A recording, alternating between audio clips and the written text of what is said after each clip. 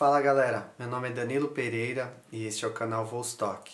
E o livro dessa semana, Tempestade, do escritor russo Alexander Ostrovsky. Na verdade, uma peça russa. Um livro da editora Peixoto Neto, tradução direto do russo da Denise Regina Salles. E vamos falar sobre Alexander Ostrovsky. Quem foi esse escritor, esse dramaturgo?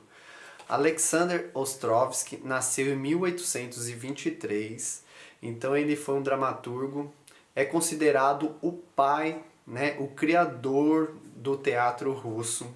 Foi contemporâneo de escritores como Gogol, Turgenev, Tolstói. Então ele viveu entre grandes figuras ali da cultura russa. Entretanto, a sua obra é pouco conhecida, pouco lida fora da Rússia. Porém, o Alexander Ostrovsky ele foi um dramaturgo prolífero.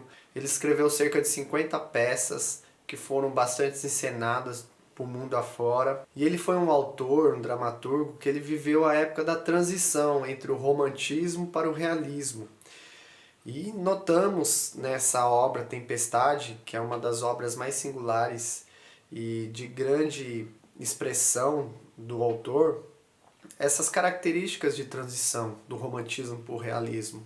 Só pegando um gancho que, diferente dos seus contemporâneos, como Tolstói, Turgenev, que retratava ali os ricos, a classe alta, ali da Rússia, o Ostrovsky ele foi por uma outra direção. Ele retratava muito mais o homem do campo. Ele retratava as pessoas do campo, os camponeses, que na perspectiva dele, a vida rural na Rússia mostrava a verdadeira Rússia para os povos, porque ali, aquele país gigantesco, aquela sociedade gigantesca, e ele dava mais ênfase no povo do campo, porque para ele considerava a verdadeira Rússia. E a editora Peixoto Neto, que é especialista em obras teatrais, trouxe essa obra aqui para o público brasileiro. Essa peça ela foi escrita em 1859. É uma peça em 5 atos e essa peça vai contar um caso de adultério com um final trágico. Parece romantismo, mas não é. É literatura, é uma obra teatral da transição do romantismo para o realismo. Do que se trata Tempestade? Vai contar a história de uma jovem chamada Caterina, que recém-casada, ela começa a sofrer as mazelas e se vê sufocada pelo casamento. Casou por interesse, sem questões de sentimentos. Ela é casada com um jovem chamado Tiron, acho que pronuncia assim. E o Tiron, ele vive sob o jugo da própria mãe. A mãe dele, a Marfa Kabanova, é uma viúva rica que trata o filho ali no jugo, no jugo de ferro, assim, trata com muita severidade, com muita astúcia, rigorosa. Agora vocês pensam numa sogra ruim. Graças a Deus a minha não é. Mas pensa numa sogra ruim, do cão. Multiplica 1000. É essa Marfa Kabanova. Então ela trata muito mal o filho e a nora. E a Caterina se apaixona por um jovem chamado Boris. Que, coitado do Boris, vive igual a Caterina. Não é casado? Não. Pelo contrário, ele é solteiro, mas ele vive com um tio.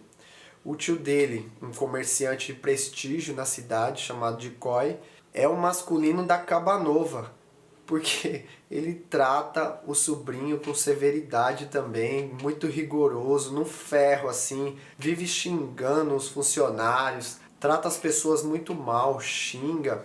E o Boris, ele não pode fazer nada porque ele assinou um termo que ele sempre obedeceria o tio e nunca retrucaria, nunca levantaria palavra, porque os seus pais faleceram e ele foi viver com o tio. E assim, o Boris, ele até as pessoas tiram sarro dele, do jeito dele se vestir, porque ele é um jovem muito educado, ele foi criado em Moscou, foi criado na cidade, depois foi para o campo, ele se veste como as pessoas da cidade e o pessoal do campo tira o sarro dele. E essa peça, ela se passa numa cidade fictícia chamada Kalinov, à beira do rio Volga. E o rio Volga tem um sentido muito metafórico nessa obra que eu deixei no final para falar. É uma cidade fictícia, é uma cidade pequena, né? E o que que acontece? O Tihon, ele sai numa viagem lá, ele é um cara que gosta, né? Que quer voltar a ter liberdade, que ele se sente preso também, porque tendo a mãe que tem, ele sofre bastante e ele arranja uma viagem lá, vai com os amigos. E nesse curto espaço que ele viaja, a sua irmã, chamada Varvara, descobre que a Caterina é apaixonada por Boris. E a irmã, a cunhada da Caterina, né, a irmã do Tihon, a Varvara, é um isqueirinho nessa peça, porque ela assim, não aceita a condição que a cunhada vive. Ela sabe que a mãe dela maltrata a cunhada, e ela não aceita e quer ver a felicidade da Caterina. Pra vocês verem, a própria cunhada arranja esquema. E eles começam a se encontrar, um se declara para o outro, porque o Boris também era apaixonado pela Caterina. Pois bem, e o que que acontece? O Tihon volta da viagem e a Caterina, ela não consegue viver com aquele pecado, com aquele erro cometido. E ela confessa o seu adultério para o marido. E ali começa a tempestade mesmo na família.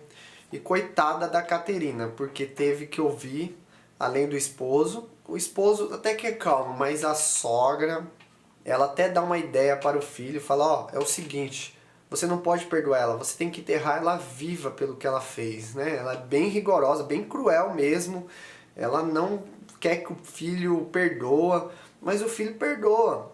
Mas só que a Caterina não consegue viver sobre aquela pressão psicológica, porque a sogra fica em cima, coloca os empregados para vigiar ela, e ela vive aquela pressão, aquele tormento na mente. E um dia o Boris, o tio também fica sabendo, fica revoltado e manda ele para a Sibéria. E antes dele ir, eles se encontram uma última vez, se despedem, juras de amor. E o Boris vai embora para a Sibéria. E a Caterina, ela não consegue sobreviver a essa despedida. E o que ela acaba fazendo é cometendo um suicídio. Ela pula lá de um penhasco no rio Volga e morre. O Tihon fica revoltado, acusa a mãe, a culpa é sua, mas a mãe, ó, lá em casa a gente conversa, é bem rígida.